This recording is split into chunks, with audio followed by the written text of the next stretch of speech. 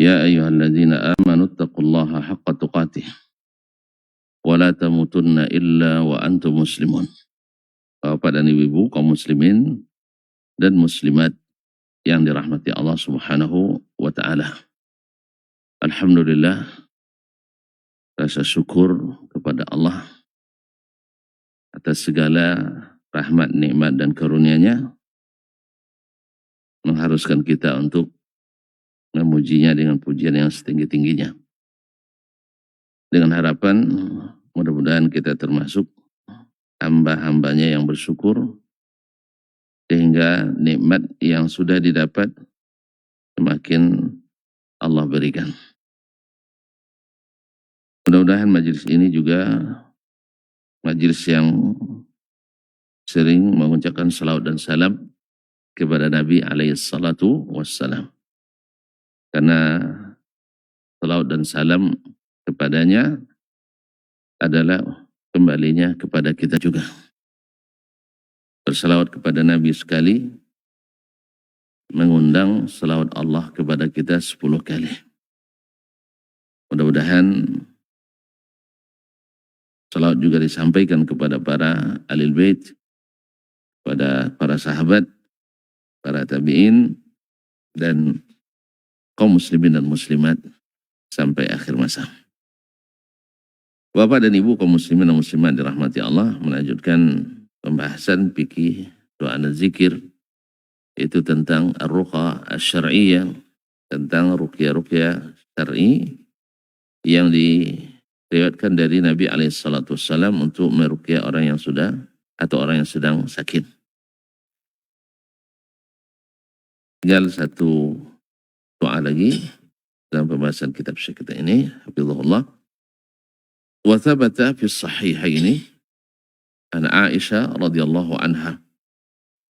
Dalam as-sahihaini, yakni sahih Bukhari dan Muslim, an Aisyah radhiyallahu anha, dari ummul mukminin Aisyah radhiyallahu anha. Ada Nabi sallallahu alaihi wasallam, bahwa Nabi sallallahu alaihi wasallam kana yu'awwidhu ba'dha ahlihi.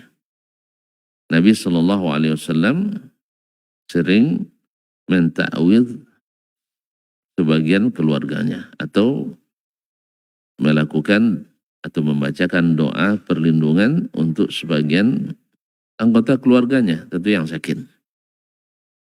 Yamsahu biyadihil yumna, yaitu mengusap dengan tangan kanannya, wa yaqul, dan mengucapkan. Mengusap dengan tangan kanannya di tempat sakit. Misalnya sakit kepala, berarti diusapkan di kepala seperti riwayat sebelumnya. Kalau sakitnya sakit di perut, maka dia usap di bagian perut dan sebagainya. Atau kalau ada yang terluka atau ada yang sakit lainnya, maka dia mengusapkan tangannya di tempat yang sakit itu sambil berucap Allahumma Rabban Nas. Allahumma Rabban Nas. Ya Allah, Rabbnya seluruh manusia. Azhibil bas. Hilangkanlah segala bas. Al-ba'su dari kalimat al-bu's. Al-bu's itu sesuatu yang membuat orang menderita. Dan salah satu yang menyebabkan penderitaan adalah sakit. Maka orang sakit disebut penderita. Ya? Apa penderita sakit ini, penderita sakit ini. Karena memang menyebabkan al-bu's. Washfihi wa anta syafi. Hilangkanlah al-ba's, itu penderitaan orang ini. Washfihi, dan sembuhkan dia. Wa anta syafi, dan engkaulah sesungguhnya yang menjadi penyembuh. La shifa'a illa shifa'uk. Tidak ada kesembuhan kecuali kesembuhan yang engkau berikan. Shifa'an la yughadiru saqama. Yaitu berikan kesembuhan yang tidak meninggalkan penyakit lain. yang tidak meninggalkan satu pun penyakit. Wa fi riwayatin anha, dalam satu riwayat dari Aisyah radhiyallahu anha, qalat, dia berkata, kana Rasulullah sallallahu alaihi wasallam, Rasulullah sallallahu alaihi wasallam, idza ishtaka minna insan, apabila ada seseorang yang sakit di antara kami, masahahu biyaminihi, beliau mengusapkan tangan kanannya. Thumma qal, kemudian dia membaca wa zakaratid du'a, lalu disebutkannya doa yang di atas, Allahumma rabban nasi azhibil bas washfihi wa anta syafi la shifaa illa shifauk shifaan la yughadiru saqama.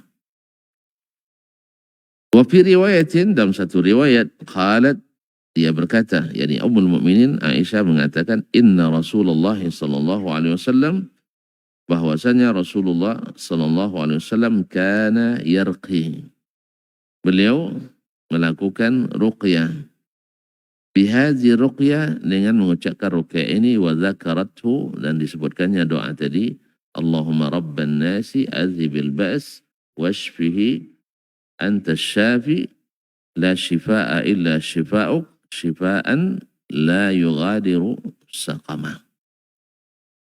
Ma'asyal kiram, bapak dan ibu-ibu kaum muslimin dan muslimat yang dirahmati Allah Subhanahu wa taala. Kemudian diriwayatkan pula dari Anas bin Malik yang diceritakan oleh Abdul Aziz ibn Suhaib al-Basri. Dia berkata, dakhaltu ana wa Thabit, saya bersama Thabit, yakni Thabit bin Aslam al-Bunani. Duanya adalah ulama besar di Basrah pada masanya, pada masa tabi'in, dan juga ahli ibadah, khususnya Thabit bin Aslam al-Bunani, min athbatin nasi fi Anas, yaitu riwayatnya paling kuat dari Anas ibn Malik. Nah sekarang dia menceritakan, atau Abdul Aziz bin Suhaib menceritakan, dakhaltu ana wa Thabit, saya bersama Thabit masuk menemui Anas ibn Malik. Anas ibn Malik, Anas ibn Malik adalah sahabat Nabi SAW yang pernah menjadi pembantunya selama 10 tahun. Sejak Nabi hijrah ke Madinah, dari umur 10 tahun sampai Nabi wafat di Madinah tahun ke-11, di saat beliau berumur 20 tahun, maka setia menjadi pembantu Nabi SAW. Beliau yang banyak menceritakan hadis-hadis Nabi, sehingga tercatat salah satu dari 7 sahabat yang paling banyak menerima hadis dari Nabi SAW. Dan kesungguhannya dan kesetiaannya kepada Nabi berbuah doa yang indah untuknya dari Nabi SAW. Ya Allah, berkahi harta dan keluarganya, panjangkan umurnya, banyakkan anaknya. Masya Allah. Kalau dapat doa banyak anak, risau juga. Nah, makanya Anas dapat doa banyakkan anak. Karena banyak anak, banyak rezeki. Orang bilang justru payah, sebagian payah hidup Ustaz. Iya. Dia tidak sadar bahwa anak itu rezeki. Anak itu adalah rezeki. Anak itu rezeki kaum muslimin. Ya, rezeki itu tidak diukur dengan pendapatan, gaji, harta, bukan. Anak itu adalah rezeki. Berapa mulut yang akan mendoakan kita? Sahih? Ya kan, berapa orang anak-anak kita yang akan mendoakan kita? Berapa banyak peluang pahala kita mendidiknya dan seterusnya. Jadi amal jariah kita. Jadi kalau kita ukur dengan uang, iya. Tapi kalau diukur dengan rezeki, buktinya kalau orang tidak beranak, banyak duit habis tuh dapat anak kan? Ya, obat ke sini, terapi ini, hanya habis pergi sana sekali untuk supaya dapat anak. Nah, buktinya kalau orang walaupun tubuh atletis tapi tidak punya anak, diragukan. Diragukan sah. Ini bukan pria punya selera ini. Nah, Ustaz. Makanya bahkan ke nama kita pun ikut terangkat kalau punya anak. Nah, alhamdulillah. Jadi dibanyakan anaknya sampai beliau meninggal sudah berbahagia melihat lebih dari 100 anaknya. Kepada apa, banyak bininya ya. Enggak, maksudnya anak dan cucunya. Anak dan cucunya. Tapi walaupun anak dan cucu lebih dari 100, kayaknya susah memecah rekor ini kan. Ada yang sudah anak 100 dan cucunya. Gimana anak 100 cucu, anak sendiri 2 orang. Nikahnya lambat pula kan. Macam-macam. Kalau macam-macam kita sudah belajar nih, kuliah-kuliah tinggi-tinggi ini pasti lambat nikah. Sah? Sah ya? Makanya kemarin ada seseorang mahasiswi selesai S1 mau S2-nya ke luar negeri pula. Saya bilang, jangan keluar negeri ambil S2 sebelum berdua. Dia bilang nggak ada yang datang katanya. Ada yang mau datang? Cuman kayaknya enggak ada di sini nih. Apa sebab? Dia enggak mau itulah enggak mau jadi yang kedua. Enggak mau yang kedua.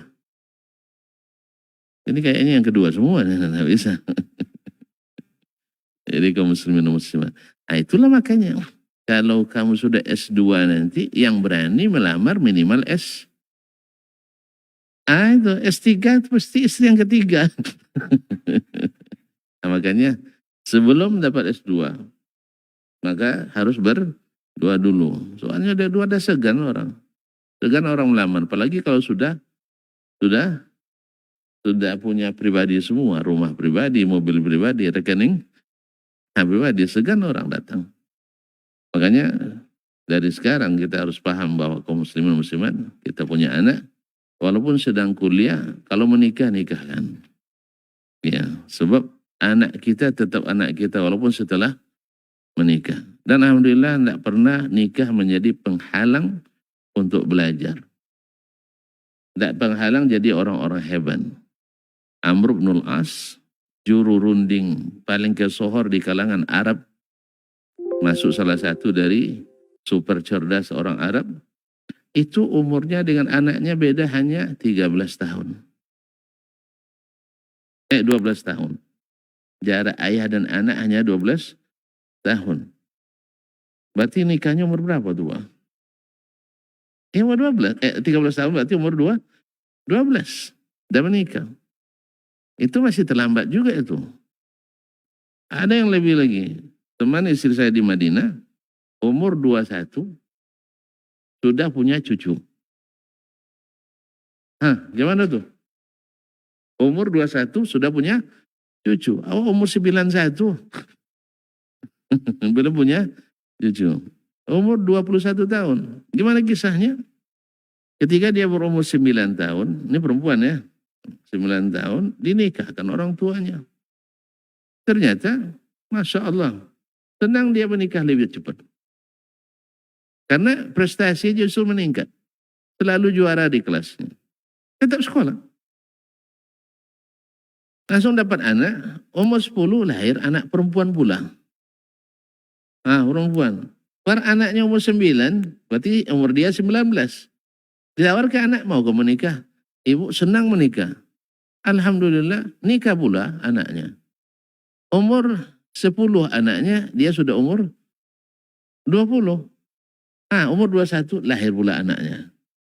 Jadi kata Umi Abdurrahman, kalau prestasinya paling hebat di antara kita katanya. Jadi tidak menghalangi prestasi karena menikah. Hanya setan saja yang memaujuk itu. Buktinya kaum muslimin dan muslimat dirahmati Allah, walaupun sudah selesai kuliah, lalu dia melahirkan, amak dan ayah tetap hadir juga, sah? Lah S2 anak kita, terus dia melahirkan. Datang kita ke rumahnya membantu. Datang. Sama juga sedang kuliah, apalagi harus datang juga. Makanya lebih cepat lebih baik. Nah, kalau saya rumusnya senang aja.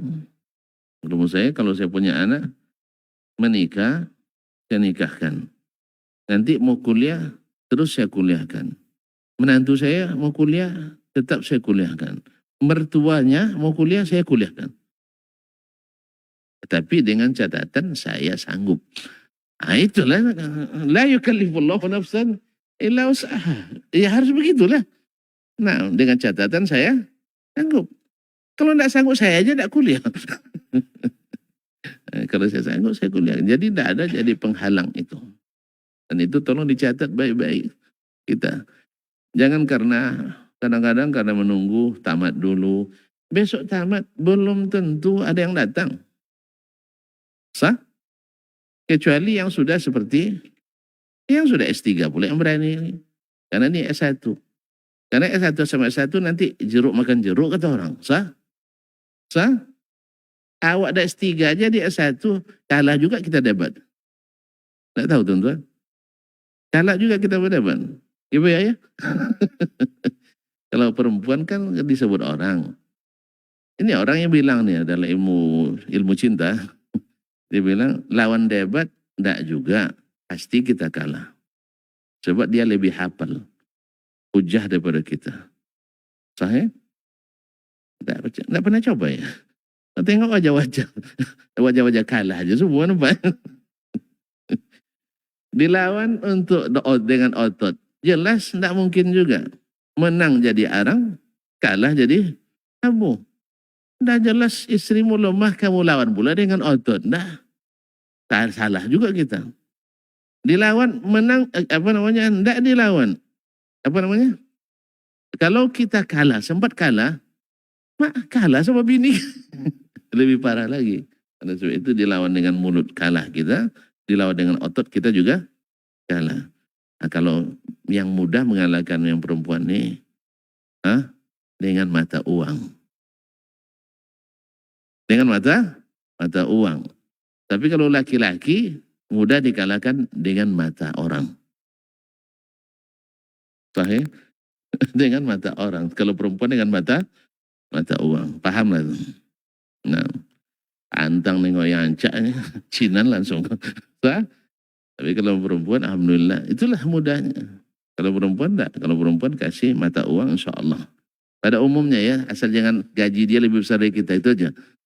Nah, kalau gaji dia besar-besar kita, walaupun lebih besar tetap juga senang sama mata. Tetap senang sama mata uang. Kalau enggak, cobalah. Nah, kalau sampai ke situ. Anas bin Malik radhiyallahu ta'ala anhu.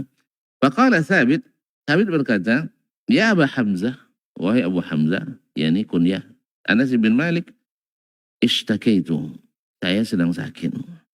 Faqala Anas mengatakan, ala arqika biruqyati Rasulullah sallallahu alaihi wasallam. Mau tak kamu saya ruqyah dengan ruqyahnya Rasulullah sallallahu alaihi wasallam? Qala bala. Tentu saja. Qala Allahumma rabban nas. Ya Allah, Tuhan semua manusia. Muzhibal bas. Yang menghilangkan segala penderitaan. Ishfi anta syafi. Sembuhkanlah. Sesungguhnya engkau lah yang penyembuh. Hanya engkau penyembuh. La syafiya illa anta. Tidak ada penyembuh kecuali engkau. Syifaan la yughadiru saqamah. Yaitu kesembuhan yang tidak meninggalkan sedikit pun penyakit. Ma'asyarul kiram dirahmati Allah SWT. Doa ini, barangkali ini yang paling masyhur di anda ruqyah yang kita hafalkan. Makanya kalau kita lihat, kalau kita ziarah ke rumah sakit, doa ini selalu terpampang ya.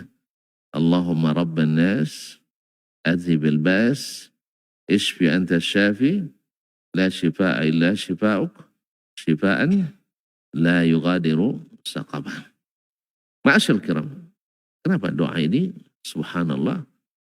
Doa yang, pokoknya doa Nabi semuanya doa yang agung.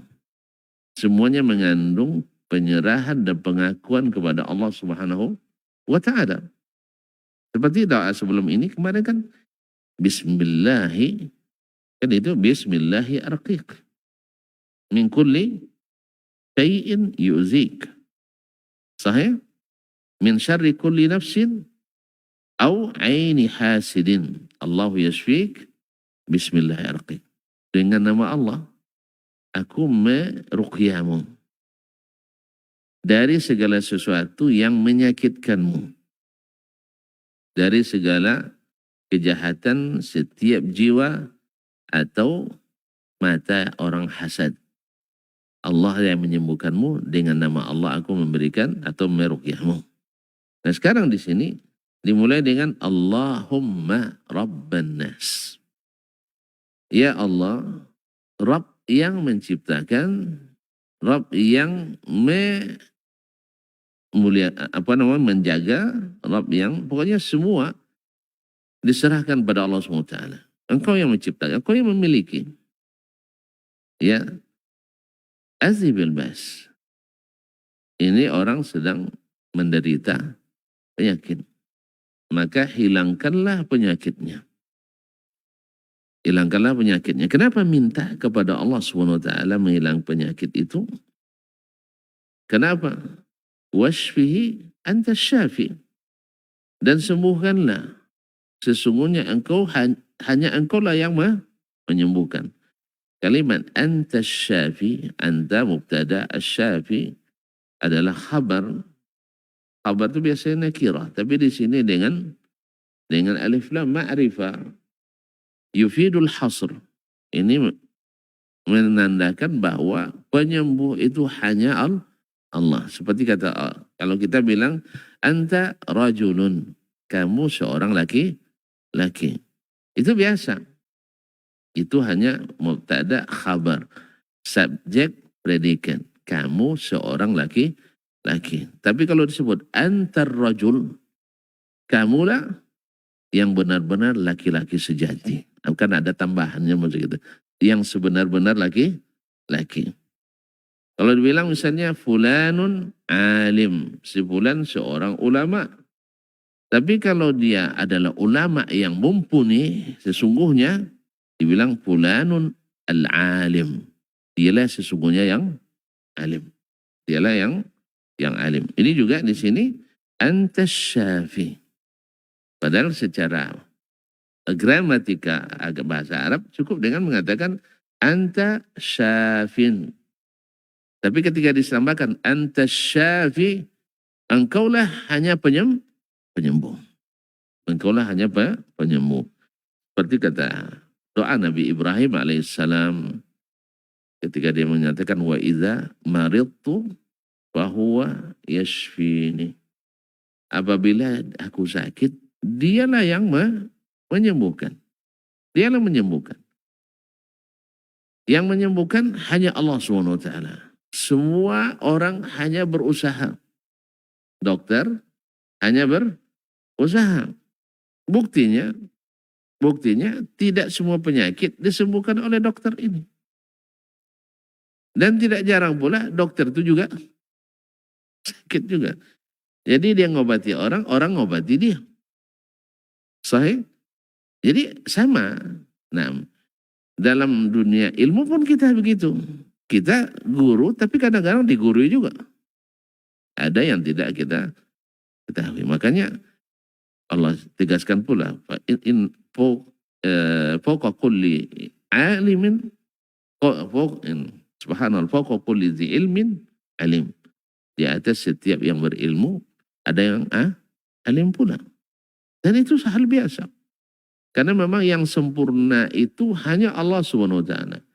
Kita melihat, tapi penglihatan kita terbatas.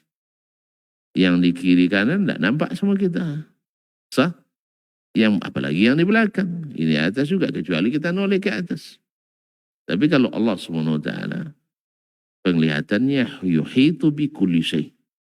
Yaitu semuanya tidak ada yang tersembunyi bagi Allah SWT. Makanya mengisbat sifat Allah melihat tidak mesti sama dengan manusia atau makhluk. Atau mendengar. Allah juga mendengar, kita mendengar.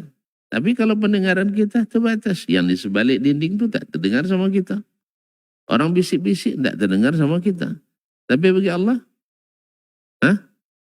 bagi Allah, kata Nabi SAW, langkah semut, semut hitam di malam gelap, di atas batu, hitam yang licin pula, itu terdengar dan terlihat oleh Allah SWT. Nah, Awak? Hah? Awak enggak. Orang menggerinda dia dekat telinga kita pasti itu enggak. Jadi enggak dengar. Jadi walaupun sama-sama melihat, tapi tidak sama hakikat. Makanya yang takut menyebutkan sifat Allah. Sifat Allah karena tidak akan sama sedikit pun. Selama Allah dan Rasulnya menyebut sifat itu bagi dirinya, maka kewajiban kita mengimaninya. Karena tidak ada sedikit pun subuhat tasbih di dalamnya. Kecuali kita katakan Allah mendengar seperti kita. HP saja mendengar tidak sama dengan kita. HP ini mendengar tidak ya? Mendengar kan? Dari ketendengaran dia kita mendengarkan. HP bercakap juga ya. Sampai ucapannya itu tapi tidak sama dengan kita berucap. Wallahu musta'an. Ya atas syafi. Jadi ini juga pengakuan lagi dengan sifat Allah SWT dan namanya itu Asy-Syafi, yaitu yang menyembuhkan. Yang menyembuhkan. Baik, la syifaa'a illa syifa'uk. Tidak ada kesembuhan kecuali kesembuhanmu. Ma'asyal kiram. Ini Nabi SAW memasukkan suatu jumlah, suatu kalimat di antara kalimat yang belum selesai. Secara tata gramatikalnya bahasa Arab mengatakan wasfihi syifaan la yughadiru saqama. Sembuhkan dia penyakit, sembuhkan dia dengan kesembuhan yang tak meninggalkan penyakit. Itu secara tata bahasanya. Tetapi ketika Nabi memasukkan antas syafi la syifaa illa syifa'uk, punya makna khusus.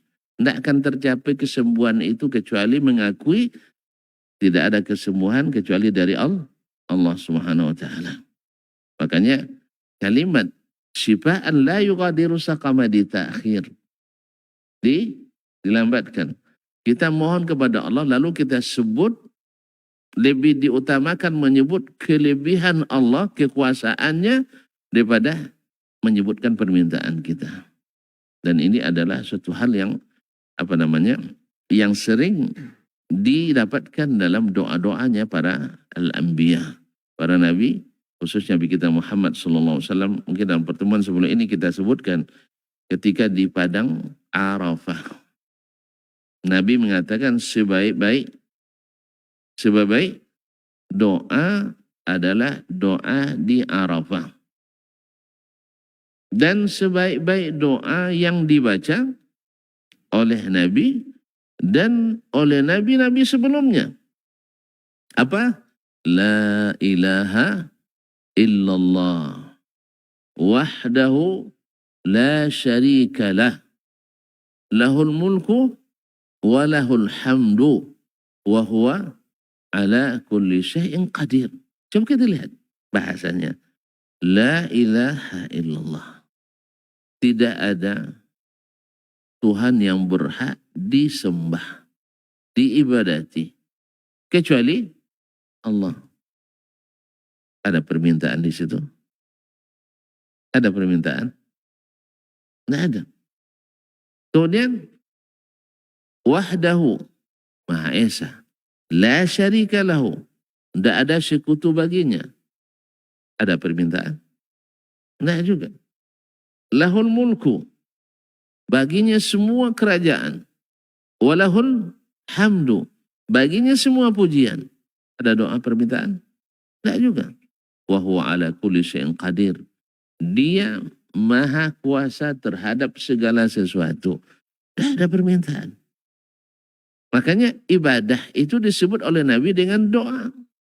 Ibadah itu adalah doa. Makanya berdoa kepada selain Allah, walaupun tak meminta, tapi ibadah kepada selain Allah, itu adalah syirik yang tidak diizinkan Allah Subhanahu wa ta'ala. Karena doa itu adalah ibadah. Makanya merugilah orang-orang yang tidak berdoa langsung kepada Allah. Tapi melalui orang-orang yang diyakini sebagai orang dalam. ordal. Ya, kiasnya kan sering kita dengar kiasnya memang ordal, menganggap orang-orang saleh itu, para wali itu sebagai orang dalam. Sah? Kan kiasnya begini, ibarat kita nak minta sesuatu kepada gubernur. Kalau gubernur itu tidak proses kecuali melalui orang dalam. Ini kan kias jauh sekali. Jauh sekali bedanya. Kias ma'al fariq. Ya gubernur iyalah dia nggak kenal kita. Gubernur kenal sama kita? Antum tim suksesnya iyalah kenal lah. Kalau saya mana yang kenal? Atau jangan-jangan dapat berita yang memburukkan saya dapat gubernur itu. Hah? Iya enggak? Ya kadang-kadang jadi tim sukses. Ada musuhnya, itulah jadi pembusuk di kalangan orang yang sukses itu. Tapi Allah kan enggak. Walaupun diburuk-burukkan kita di depannya oleh orang lain, Allah malah lebih tahu. Kalau sempat tuan-tuan misal ngadukan saya ke Allah, ya Allah, Ustaz Dasman itu zalim orangnya. Misal kan? Ya enggak? Misal nih, ternyata di pengetahuan Allah saya enggak zalim. Doa itu balik ke antum tuh. Balik ke kita. Makanya tidak boleh mengatakan kepada orang muslim ya kafir. Kalau dia tidak kafir balik ke kita. Atau ya fasik. Dan seterusnya. Karena memfitnah itu balik kepada ahlinya. Nah, mengkiaskan Allah dengan gubernur. Ini kias ma'uzubillah. Kias yang sangat jauh. Sebab apa? Gubernur tidak kenal seluruh rakyatnya. Bahkan seluruh pegawai tidak kenal dia. Kalau ada gubernur kenal dengan semua staf yang ada di kantor, itu hebat dia tuh. Kenal semua. Hah? Kok tahu antum jadi juru bicara aja? Hah? Pada umumnya enggak. Sebab pengalaman kita tidak kenal anak buah semua kantor itu kan. Makanya diperlukan ordal. Diperlukan orang dalam. Apalagi misalnya Dasman dulu berseberangan pilihannya dengan yang jadi misalnya. Hah? Tentu kalau dia dengan nengok nama Dasman, oh ini yang dulu tidak nyukseskan kita ini. Nah, di sini perlu orang dalam yang menetralisir. Yang mengatakan, Pak Gubernur, dia memang tidak milih kita. Sebab yang maju di sebelah kemarin itu pemilihnya, tidak mungkin dah. Sah? Atau teman sekolahnya dulu. Paham tidak? Kalau jadi teman sekolah kita, tentu kita pilih dia, sah? Untung-untung kita jadi pejabatnya. Misal. Jadi akhirnya dia terlisir. Kalau sekarang dia loyalnya luar biasa. Karena dia dalam akidah mereka tuh Pak Gubernur, waliul amri itu wajib ditaati. Suruh ngapain aja mau dia itu. Maulid pun mau dia itu. Jadi kaum muslimin dan muslimat dirahmati Allah SWT. Jadi perlu orang dalam. Tapi kalau Allah perlu? Enggak. Jadi tidak perlu kita melalui orang. Langsung ke Allah SWT. Anta syafi. Engkau yang menyembuhkan. Jadi Allah Maha tahu. Belum lagi kita meminta, Allah sudah tahu apa yang ingin kita ini. Yang kedua, seperti Sufyan bin Uyainah, seorang ulama besar di Hijaz waktu itu, beliau selama wukuf di Arafah, tak merubah doanya, kecuali hanya itu saja. Dari awal wukuf sampai selesai dia baca La ilaha illallah wahdahu la syarika lah lahul mulku wa lahul hamdu wa huwa ala kulli syai'in qadir. Tak terhitung dia baca. Nah, dia baca sebanyak-banyaknya sampai muridnya, tentu murid kan biasanya yang gurunya juga kan. Tidak ada doa-doa minta ini dan itu nampaknya. Doanya hanya la ilaha illallah wahdahu la syarikalah. Tentu dia ingin tahu rahasianya. Kenapa Syekh tidak minta ini dan itu? Ya maklumlah kalau misalnya kita perlu misalnya kan kita kadang-kadang kan kalau dalam dunia dakwah perlu misalnya bikin sekolah. Tentu ada doa kita, ya Allah mudahkanlah kami membangun sekolah ini. Atau ketika kita perlu masjid di suatu tempat, kita berdoa, ya Allah mudahkanlah kami membangun masjid ini. Atau hajat-hajat lainnya. Anak-anak kita minta disolehkan. Istri-istri kita minta disalihahkan. Tapi tidak, dia hanya berdoa, la ilaha illallah wahdahu la syarikalah, lahul mulku wa lahul hamdu wa huwa ala kulli syai'in qadir. Kenapa dia hanya doanya itu? Ditanya oleh muridnya. Dia bilang, ya akhi, law annaka waqafta inda babi rajulin ghaniyyin karimin atau jawadin karim. Andainya kamu berada di depan rumah atau di rumah orang yang terkenal kaya dan terkenal sangat pemurah. Ma min ahadin illa walahu minhu nasibun awfar.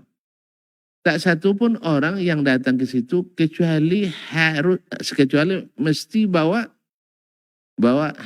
hadiah atau bawa pemberian yang sangat banyak tanpa diminta. Tanpa diminta.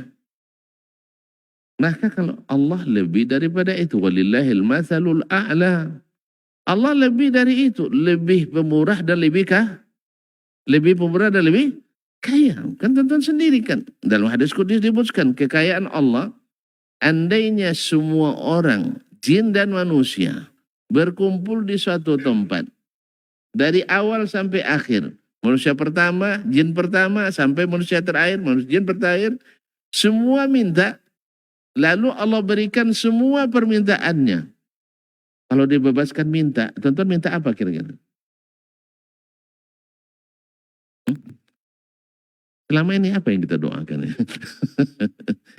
Tentu minta dunia, minta ini dan itu, sah? Lalu dikabulkan semua permintaan itu, kata Allah SWT dalam hadis qudsi itu, mana qasam mimma indi illa kamathali qaitin udkhilal bahr.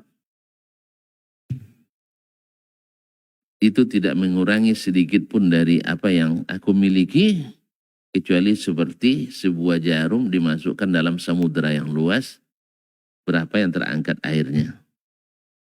Nah, kira-kira kalau masukkan jarum ke dalam gelas ini, ada setengah di bawah. Hah? Berapa? Kadang tidak ada. Jadi itulah kekayaan Allah Subhanahu wa taala, tak akan berkurang dengan itu. Dengan permintaan itu semuanya dikabulkan. Nah, sekarang kaum muslimin dan muslimat dimati Allah, makanya kalau yang seperti ini, orang yang kaya raya, pemurah, setiap yang masuk rumahnya mesti dapat bagian.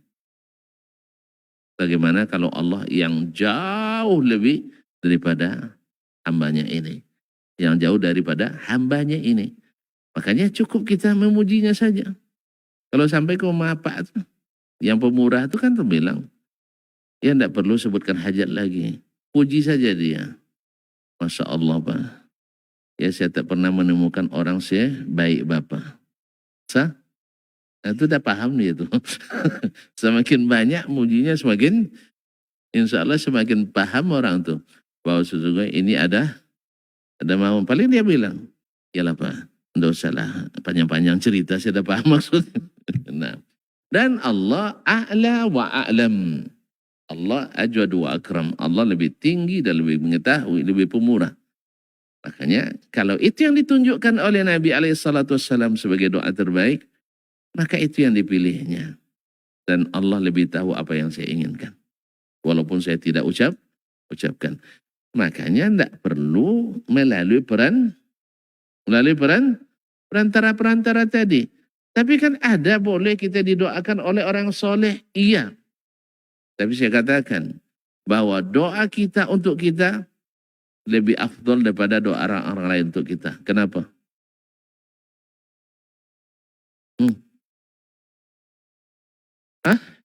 Doa itu ibadah, saya. Jangan biarkan orang beribadah, awak enggak. Doa itu ibadah. Sekarang saya mendoakan antum, siapa yang beribadah? Yang mendoakan. Saya yang dapat pahalanya. Antum belum tentu mustajab juga.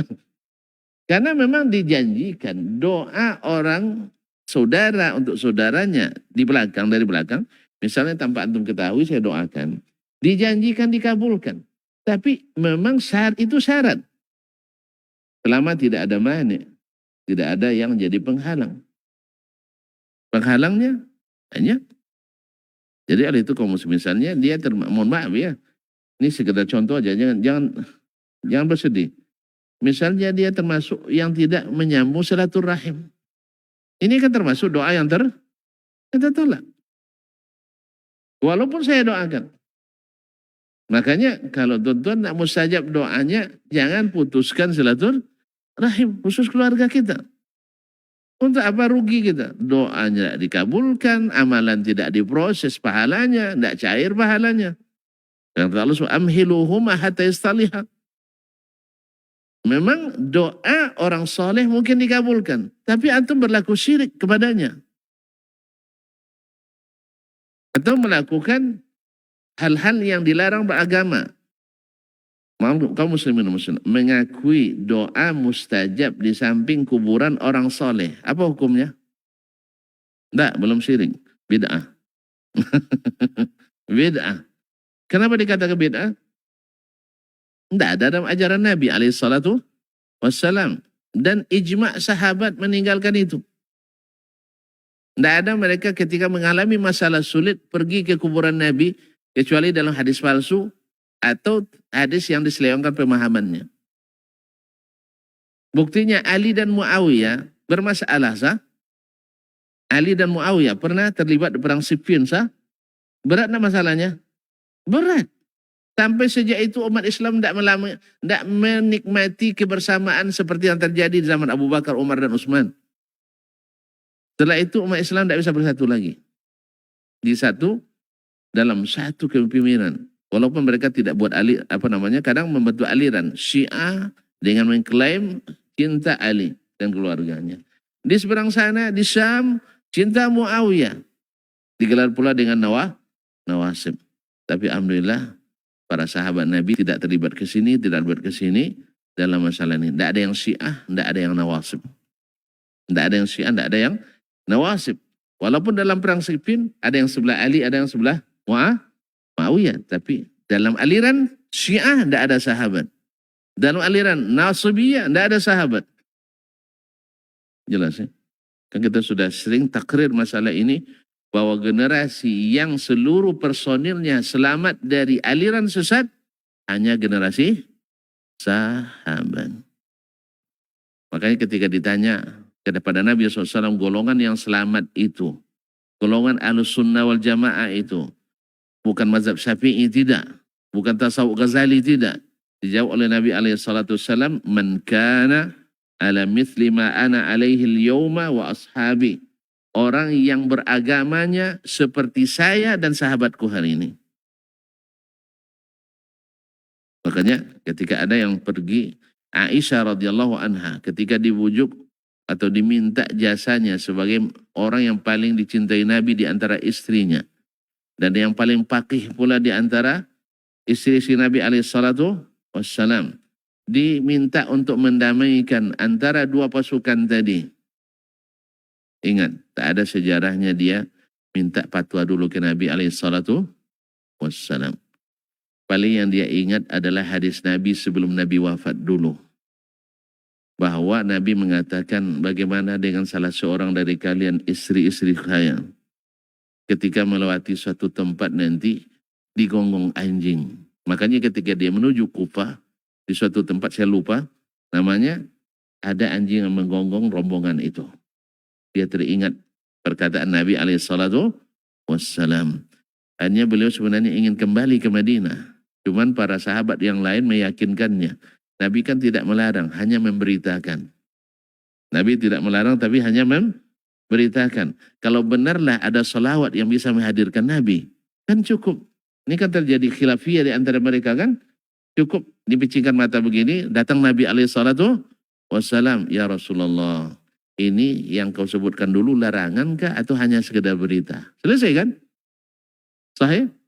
Atau ketika Ali dan Muawiyah berselisih, picikan mata begini, datang Nabi, ya Rasulullah, siapa yang benar di antara kami berdua.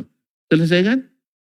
Makanya kalau ada yang masih bisa dengan picing-picing mata itu, ilmu peta umpat itu, ya bisa menghadirkan Nabi, tolong ajak saya ikut sekali saja. Sekali saja. Coba saya nak nanya, masalah yang buat kita tidak pernah selesai dan damai. Apa itu? Ya Rasulullah, benar tidak kullu bid'atin dalalah? Ya, benar tidak setiap bid'ah itu sesat? Kalau Nabi jawab, tidak ada Rasman, ada bid'ah hasanah, insya Allah besok saya umumkan. Saya akan menjadi pejuang bid'ah hasanah. Tapi yang sampai kepada kita dari perkataan Nabi semuanya adalah kullu bid'atin dalalah. Nah, sebagian ulama ada yang mengatakan laisa kullu bid'atin dalalah. Saya ingin keputusan saja. Kalau memang tuan-tuan bisa dengan selawat tertentu, bacaan tertentu, langsung bisa bertemu dengan Nabi SAW, tolong tanyakan pertanyaan ini. Supaya kita tidak pecah lagi. Kita tidak senang pecah-pecah ini, tidak senang gitu. Sah? Ya Pak ya, biarlah damai. Kemana kita nak ngajak orang lain kepada Islam kita sendiri tidak damai. Apa ya? Aduh, ada. Darun dulu ada kabarnya enggak. Kalau kami di Darun dulu ada istilahnya doa manggil jin ya. Iya nak. Baca surat Al-Jin katanya. Tapi saya tidak mangkus ilmu saya. Saya coba baca surat Al-Jin tidak datang jinnya. Nah, tapi yang sebagian yang coba katanya bisa. Oh ya bisa dulu enggak? Enggak. Jadi kaum muslimin dan muslimat dirahmati Allah. Jadi kalimat di takhirnya kalimat syifaan la yughadiru saqama itu menandakan bahwasanya kalimat anta syafi adalah pengakuan yang harus didahulukan dari permintaan kita. Walaupun secara grammar tempatnya di belakang, tapi karena ada balaghahnya di situ, maka dibolehkan untuk dimajukan dari permintaan. Karena memuji Allah itu lebih diutamakan daripada menyebut hajat kita. Daripada hajat kita. Tentu kalau buat surat proposal langsung disebutkan angkanya. Hah? Kepada yang terhormat Bapak Gubernur Riau, berikan 5 miliar. Gitu. Banyak mukadimah pendahuluan. Sah? Dan seterusnya baru di akhir nanti rekapitulasi dana. Sahih? Ini adab gitu. Makanya ada kisah dulu, masa saya kuliah dulu ada anak kirim surat ke ayahnya, di fotokopinya atau di fotonya uang 100.000, 5 foto. Ditulis di bawahnya kirim seperti ini. Kirim seperti ini. Berarti dia minta berapa? 500.000. Ayahnya tidak kalah, garang. Akhirnya di fotonya pula, jari ini 5. Tulis di bawah, terima ini. Apa maknanya? Tampar. Gitu. Ini tidak pandai minta. Hajat dulu disebut, baru tulis, itu pun tanpa muqaddimah, tidak ada pujian-pujian sah. Jadi dari situ saya belajar, ternyata orang tua kita senang disanjung. Sah? Sahih? Padahal kadang-kadang perangainya tidak terlalu baik, tapi senang juga disanjung. Apalagi Allah Subhanahu wa Ta'ala yang memang semuanya baik. Sah? Maka dia pantas untuk disanjung. Lahul hamdu. Maka puji dia, kaulah penyembuh. Lalu kita minta. Jelas ya? Nah, makanya alhamdulillah saya terinspirasi. Itu sekali sebulan dulu kan tidak ada telepon, tidak ada apa kan. HP tidak ada. Jadi suratlah dulu awal-awal 90-an itu. Jadi kalau saya setiap bulan itu 1 hari, sehari semalam khusus nulis surat. Sekali sehari dalam sebulan. Nah, dan rata-rata surat saya, kata abang saya yang di Malaysia, kalau sempat khatib Jumat nggak datang, bisa jadi konsep khutbah. Bayangkan itu, berarti lengkap muqaddimahnya. Kan alhamdulillah ada, selawat dan salam ada, wasiat takwa ada. Kemudian isi dari ini, kemudian penutup. Jadi dia bilang bisa konsep khutbah. Kenapa tidak? Minimal 1 surat 5 halaman.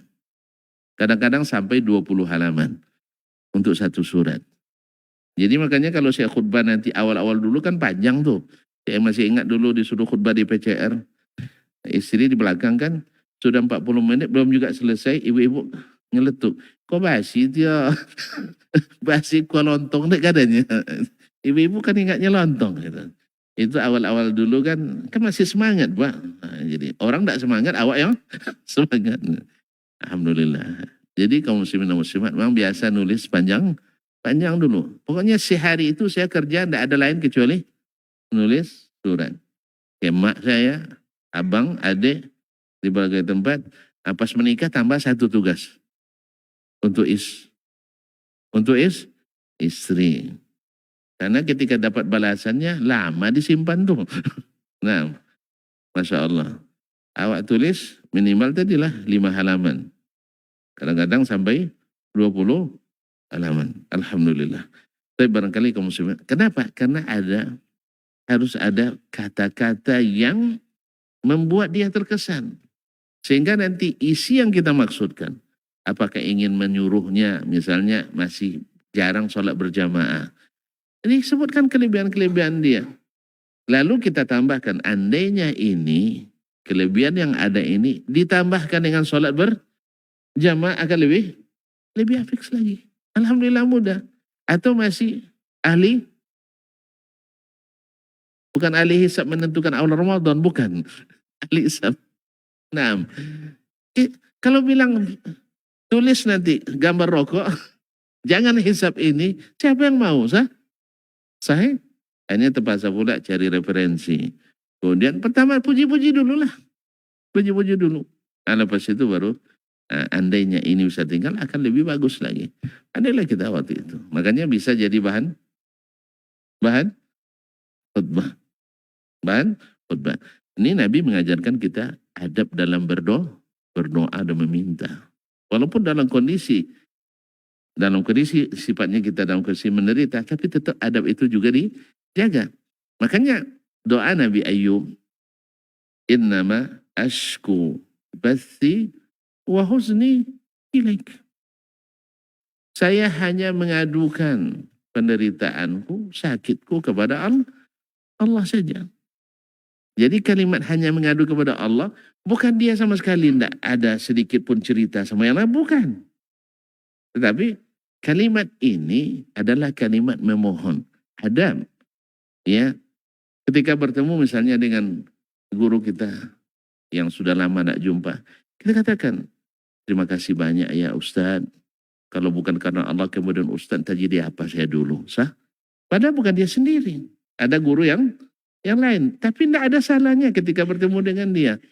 Lalu ketika mengumpul semuanya, bilang semuanya. Tuan-tuanlah yang dulu menyebabkan saya seperti ini. Baik? Alhamdulillah. Karena memang satu huruf pun itu berbahaya. Satu tindakan yang membuat kita senang itu sangat berkesan. Barangkali saya tutup dengan kisah seorang miliarder Arab Saudi yang terkenal itu pemilik Bank Ar-Rajihi. Sudah pernah dengar? Udah sering dengar ya? Udah sering dengar kan? Udah sering, udah usah lah lagi ya. Nah, dia itu dulu orang miskin juga asalnya. Sampai-sampai uang 1 rial untuk pergi tamasya waktu dia SD, orang tuanya tidak punya. Anak SD dilarang pergi tamasya, gimana rasanya? Awak udah besar aja dilarang tamasya masih juga. Nah ini anak SD, tidak bisa bayar untuk 1 rial itu. Subhanallah, waktu sudah tinggal beberapa hari. Masya Allah, Allah takdirkan menjadi contoh kebaikan bagi dia dan bagi kita juga jadi pelajaran. Yaitu di kelas gurunya orang Palestina menyampaikan atau melontarkan suatu pertanyaan. Siapa yang dapat dikasih hadiah? Ini kan juga penting ya kaum muslimin dan muslimat, ada apresiasi. Kadang-kadang masuk ke dalam hati tak terlupa sampai mati. Sah? Kadang-kadang kan kita tidak tahu. Misalnya siapa yang jawab pertanyaan saya kasih sarapan pagi. Rupanya dia ada 3 hari tidak makan karena malu aja kadang kan. Itu luar biasa kesannya. Maka jangan berhenti berniat baik. Jadi sang guru Melontar pertanyaan, tidak ada pula yang bisa jawab. Ternyata Syekh yang bisa jawab. Si Sulaiman Ar-Rajihi rahimahullah. Yang sekarang Masya Allah dia punya bangun masjid nomor 3 terbesar di Arab Saudi setelah Masjidil Haram, Masjid Nabawi. Kapasitas hanya 70.000. Itu salah satu aja. Banyak lagi masjid yang dibangun di Arab Saudi dan di luar negeri. Wakaf kurmanya tidak kurang dari 10.000 hektar. Hah? Ada yang berminat. Wakaf sawit 10 hektar jadilah. Mana tahu kan untuk kegiatan dakwah. Dia 10.000 hektar. Tak terhitunglah subhanallah. Kaum muslimin dan muslimat dirahmati Allah. Hanya Allah yang tahu. Jadi dikasihlah uang 1 rial. 1 rial inilah yang menjadi penyelamat dia dengan izin Allah. Ikut tamasya.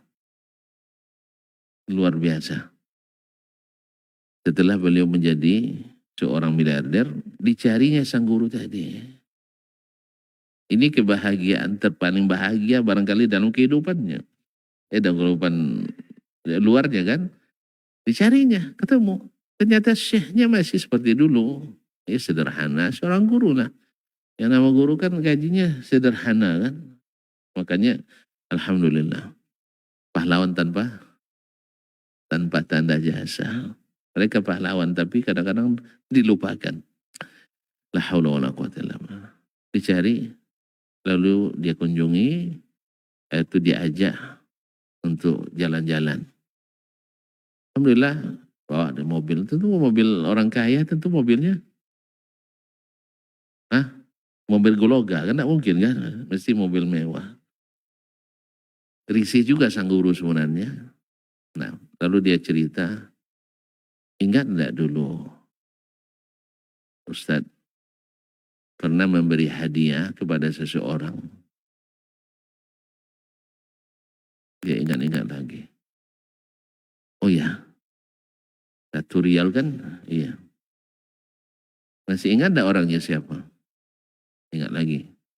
Salah namanya Sulaiman. Tahu tidak orangnya di mana sekarang? Itu saya tidak tahu. Inilah orangnya. Inilah orangnya. Saya lah dulu. Dan itu sungguh luar biasa dalam kehidupan saya, Ustaz. Akhirnya diajak ke sebuah villa besar. Kemudian juga lengkap dengan fasilitasnya. Di situ juga ada mobil mewah.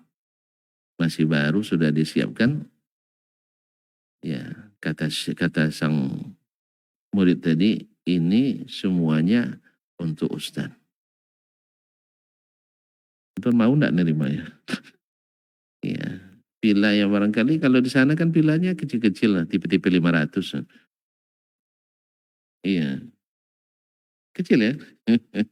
Tipe-tipe 500 gitu. Subhanallah. Dengan mobil apa? Kalau Amerika itu mobil apa namanya? Ini sekedar itulah. Saya pun tidak hafal juga mobil-mobil yang mahal. Lalu kata dia, tidak usah. Saya tidak biasa hidup dengan kehidupan seperti ini. Lalu dia bilang, demi Allah saya harus terima. Orang Arab kalau sudah bilang demi Allah wajib diterima. Karena pesan Nabi, man aqsama alai iza aqsama alaika akhuka fa'abirrahu. Kalau saudaramu bersumpah memberikan sesuatu atau minta sesuatu, wajib diikuti. Kalau dia minta, berikan kalau kita mampu.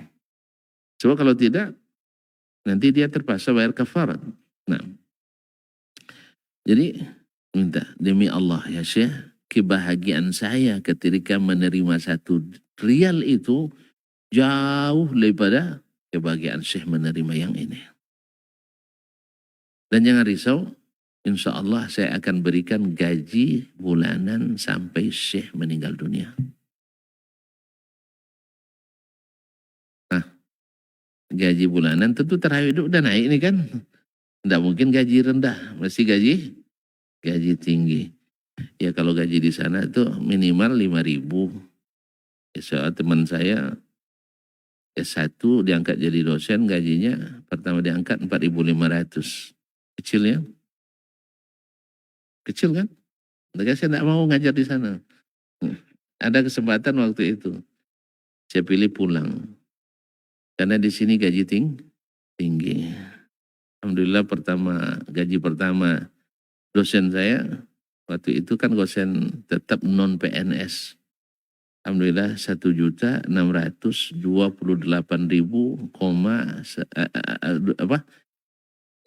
saya ulang kembali 1.628.126,25 rupiah. Ada komanya juga. Alhamdulillah. Jadi di sana kecil, di sini besar. Alhamdulillah. Akhirnya keluar pepatah, hujan emas di negeri sendiri lebih baik pada hujan batu di negeri orang. Alhamdulillah. Walaupun emasnya imitasi. Dinikmati, alhamdulillah. Karena barakah itu lebih penting daripada nilai yang tinggi, total yang tinggi. Alhamdulillah. Makanya di awal-awal sambil bercanda dengan dengan orang-orang ini, di Indonesia sikit pitinya Ustaz katanya. Saya tidak perlu piti banyak, yang penting rezeki banyak. Sahih? Termasuk ketika begini tidak payah melamar, sekali melamar langsung terima rezeki kan. Ketika menikah langsung pula dapat anak, rezeki kan. Orang lama nunggu anak. Alhamdulillah. Kawan alhamdulillah banyak, di sini aja banyak rezekinya, banyak kawan, Masya Allah. Terima kasih. Tonton mau juga tersenyum dengan saya. Itu adalah sedekah yang hanya bisa kita berikan. Mudah-mudahan bermanfaat. Semoga doa ini menjadi doa yang selalu kita andalkan ketika kita atau keluarga kita mengalami sakit. Allahumma rabban nasi, azibil bas, fashfi, anta syafi, la shifa'a illa shifa'uk, shifa'an la yugadiru saqama. Jadi sakit yang benar-benar total, tidak meninggalkan implikasi lain atau penyakit-penyakit lain setelahnya. Wabillahi taufiq wal hidayah. Mohon maaf dan terima kasih. Wallahu taala alam. Wassallallahu ala nabiyyina Muhammadin wasallam. Wassalamualaikum warahmatullahi wabarakatuh.